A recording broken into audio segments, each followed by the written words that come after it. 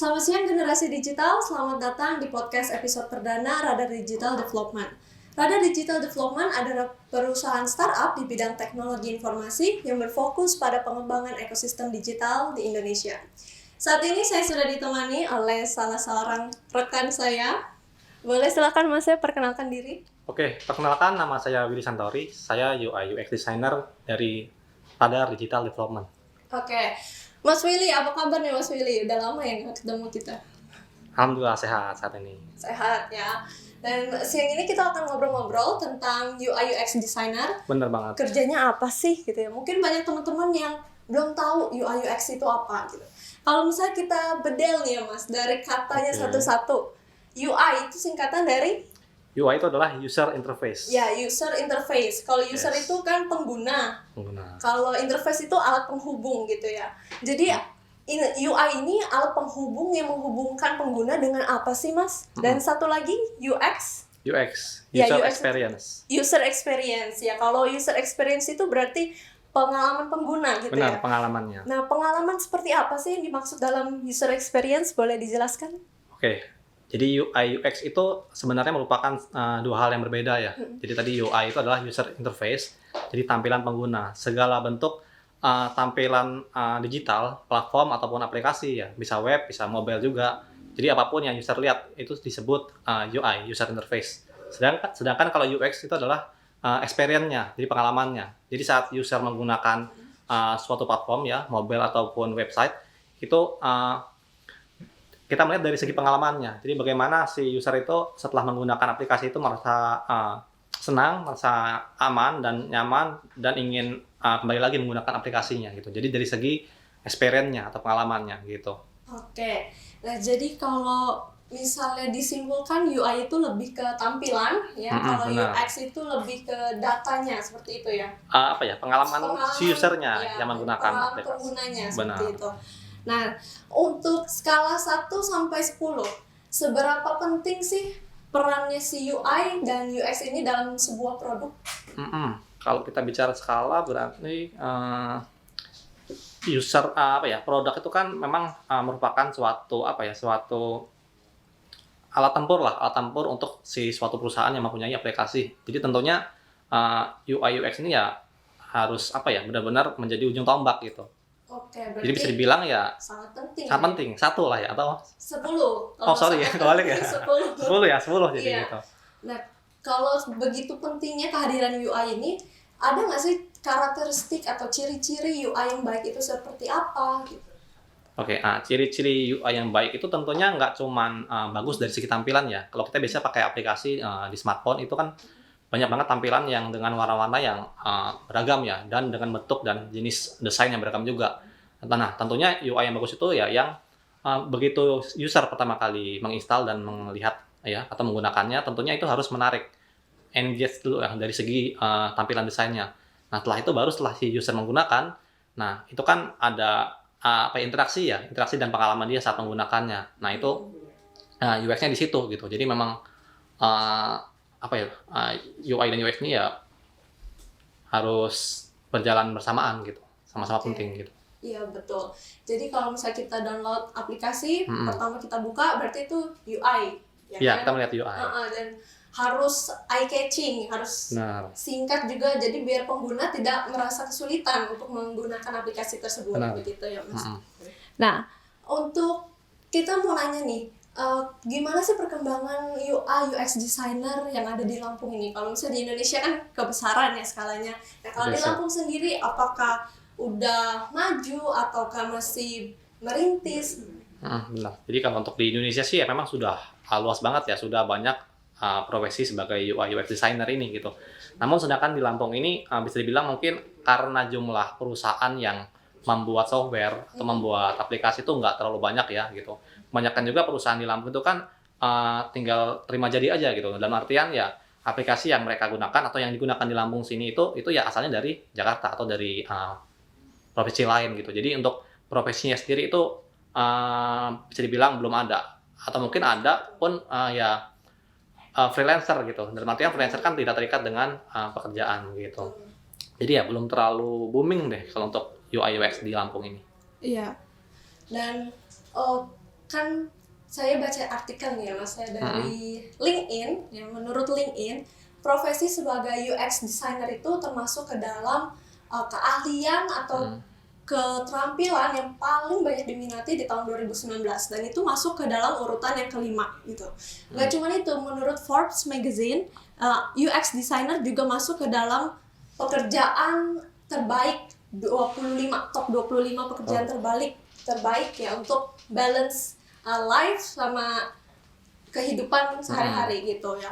Dan si UX designer juga masuk ke dalam urutan ketujuh. Nah, kalau berdasarkan data seperti itu, berarti Mas Willy setuju dong kalau profesi sebagai UI sama UX designer itu pasti menjanjikan. Oke, tentunya ya saya setuju. Setelah saya menjadi UI UX designer beneran lah istilahnya gitu ya, yang memang benar-benar bekerja untuk suatu perusahaan gitu. Ya, saya melihat pekerjaan ini ya sangat menjanjikan gitu kan. Dan gimana sih cara make money-nya kalau sebagai UI atau UX designer?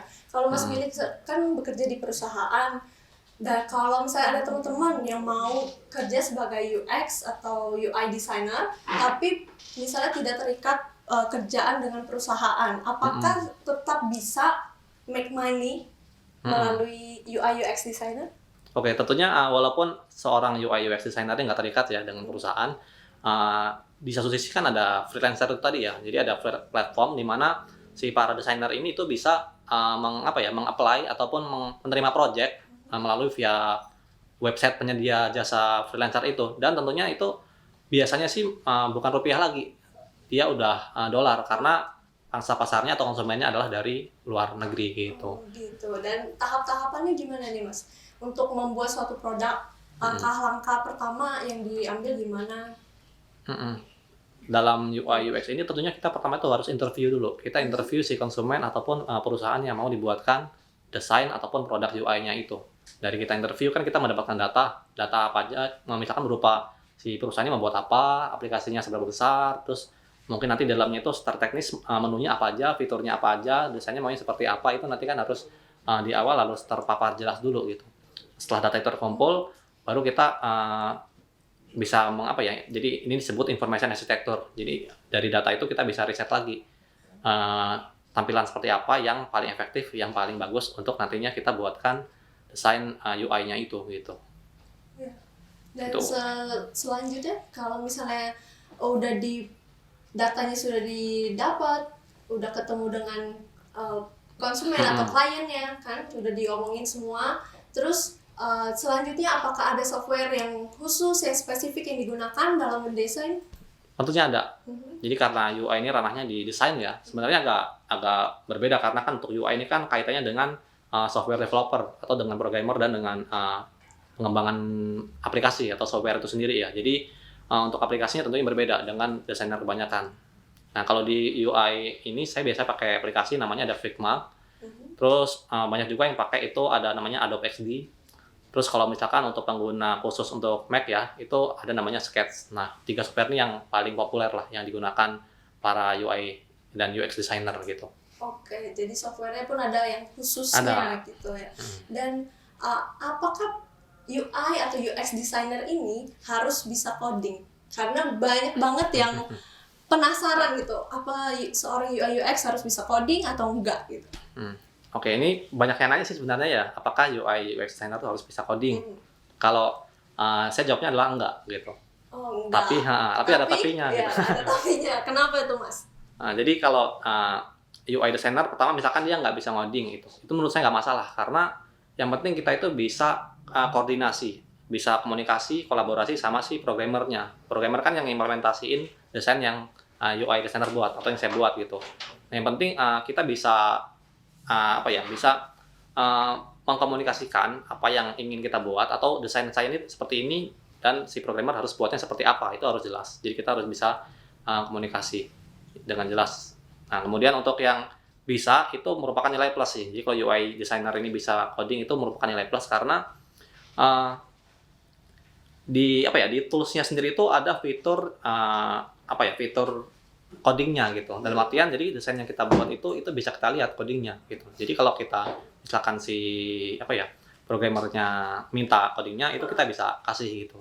Oh iya, jadi dan lebih memudahkan gitu. Dan juga misalkan kita melihat si programmer lagi kerja, nah itu kita kan harus tahu desain yang kita buat tuh kira-kira bisa nggak sih diimplementasikan oleh si programmernya gitu. Oh iya, dan itu semuanya kan bahasa pemrograman, pakai coding gitu Iya, sendiri. benar. Jadi kalau misalnya orang yang UI UX designer bisa coding itu nilai positif banget ya, lebih baiknya bisa gitu, tapi nggak harus bisa. Yang penting lagi kembali pada skill komunikasinya. Iya, gitu. Yang penting bisa mengkomunikasikan antara desainer dengan si pemrogramnya itu ya, pemrogram.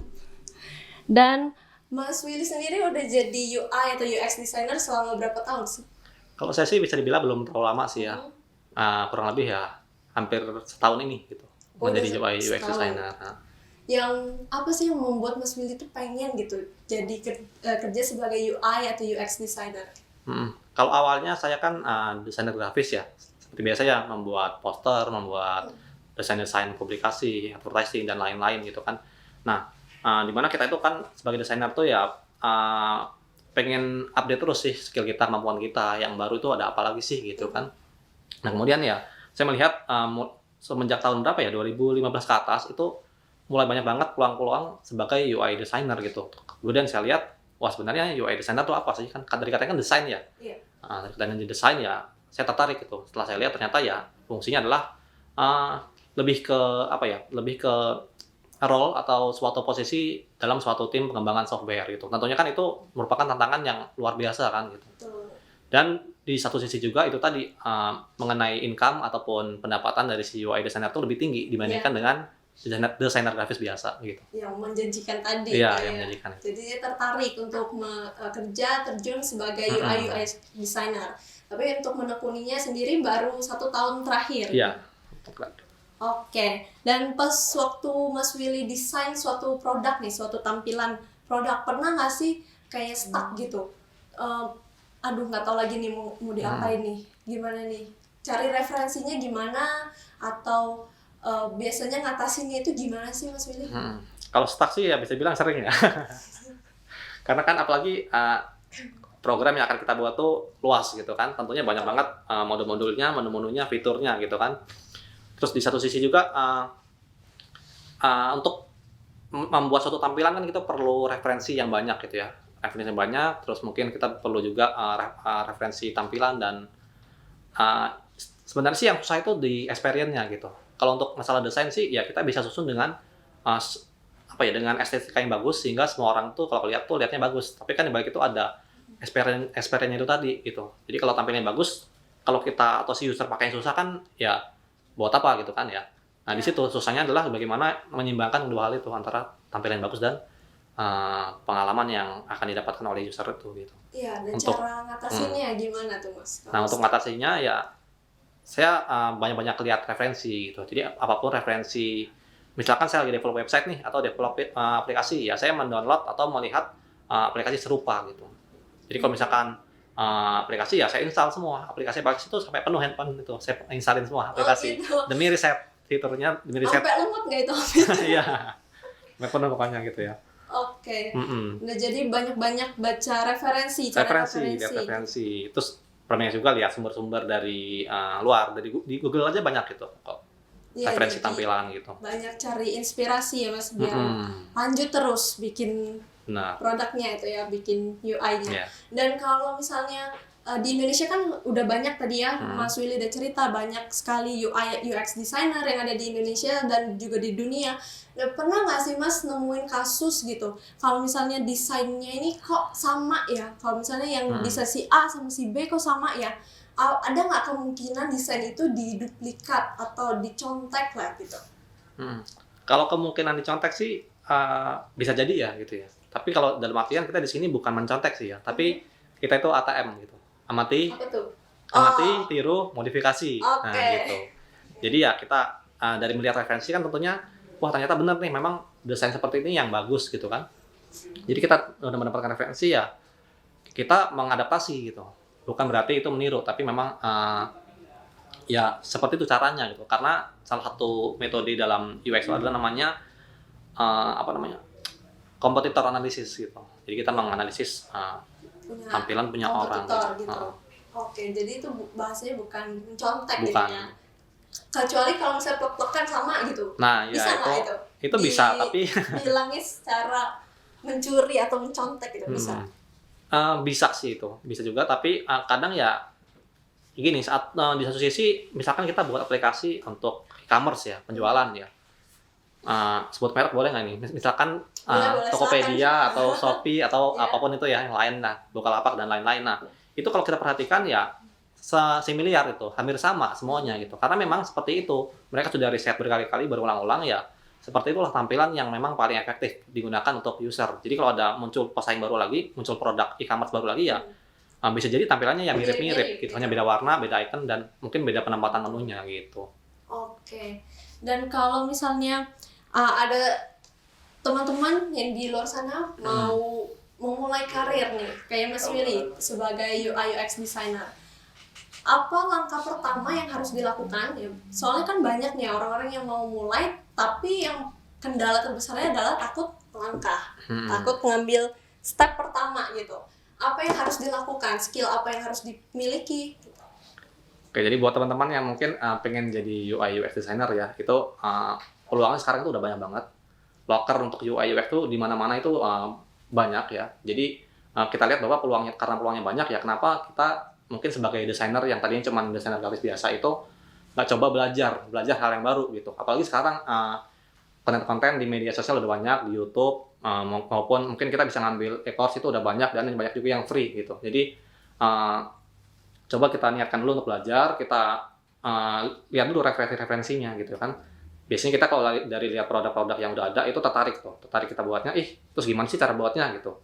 Ya kita coba aja luangkan waktu, misalkan sehari ya nggak usah lama-lama deh ya, 1-2 jam kita coba bikin produk desain yang udah ada ya, kita coba buat redesign atau kita coba desain ulang. Nah nanti di situ kita bisa makin step by step kita makin paham dengan UI ini gitu.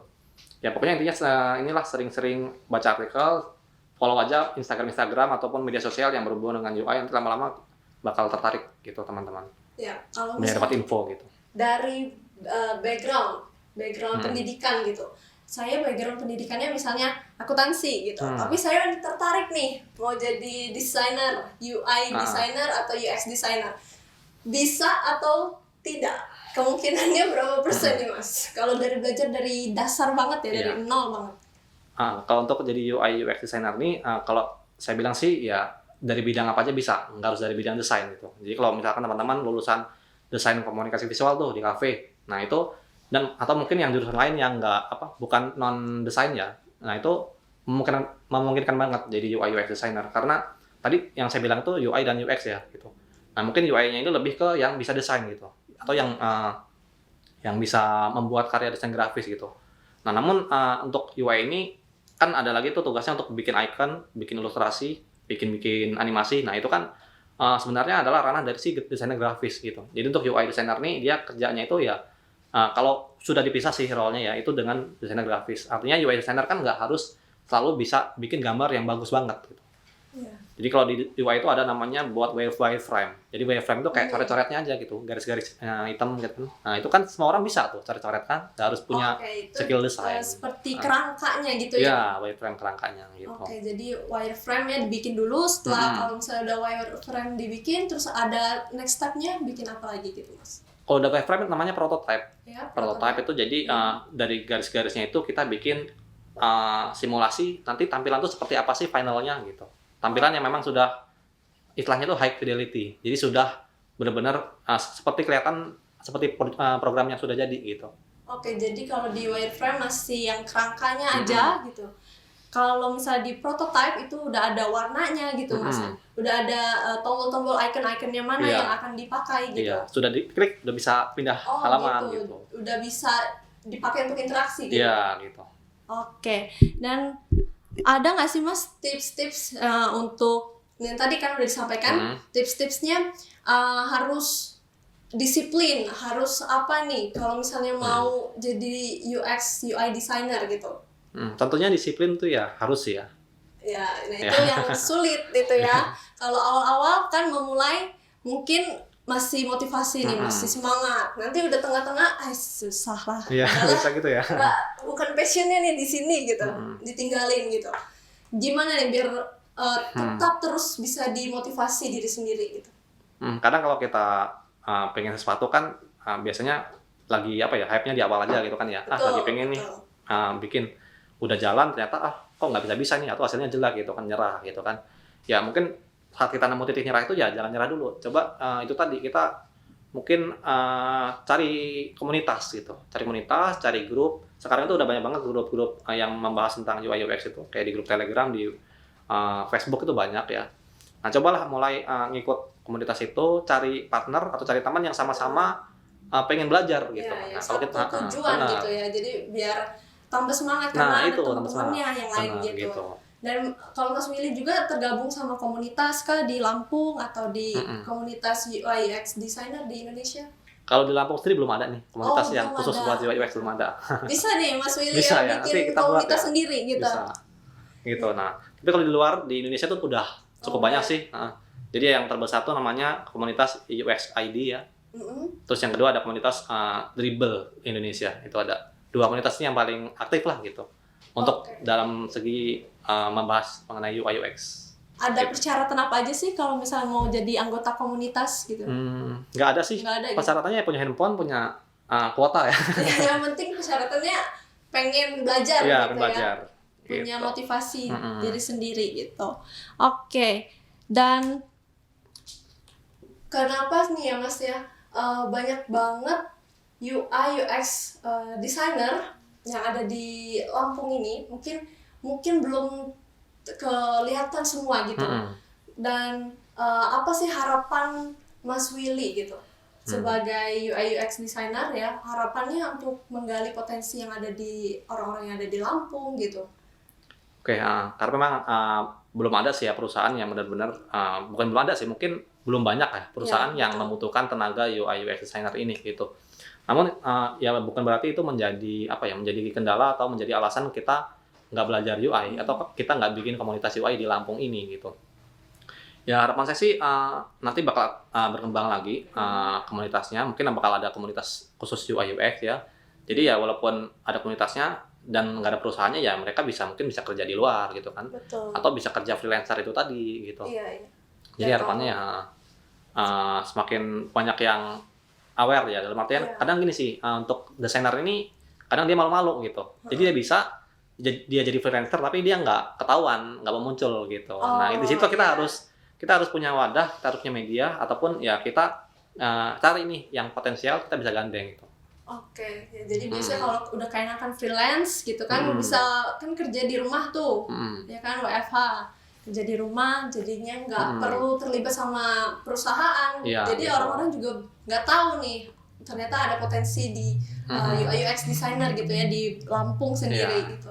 Oke. Terus kemudian ada ini lagi sih, ada harapan ke depannya ya nanti di Lampung ini harusnya ada suatu perusahaan ataupun media yang memang memfasilitasi atau semacam kayak kursus, kayak bootcamp atau ya yang bisa menggali potensi-potensi para desainer di Lampung ini gitu. Kadang kan memang karena nggak ada medianya atau nggak ada platformnya untuk belajar gitu kan. Oke, ya jadi seperti Radar Digital Radar Digital Development ya. Jadi ini bisa menjadi wadah untuk teman-teman semua yang mau belajar gimana sih caranya jadi UI atau UX designer, belajar tentang dunia desain, dunia web design gitu kan, ada macam-macamnya kan. Kalau UI itu ternyata berdiri sendiri, UX juga berdiri sendiri ya kan. Terus ada step-stepnya.